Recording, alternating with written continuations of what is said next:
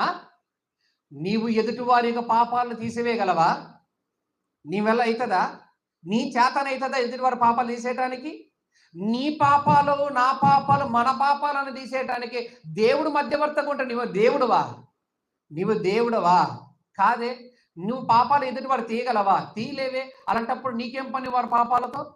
ఎదుటి వారి యొక్క పాపాలతో నీకేం పని?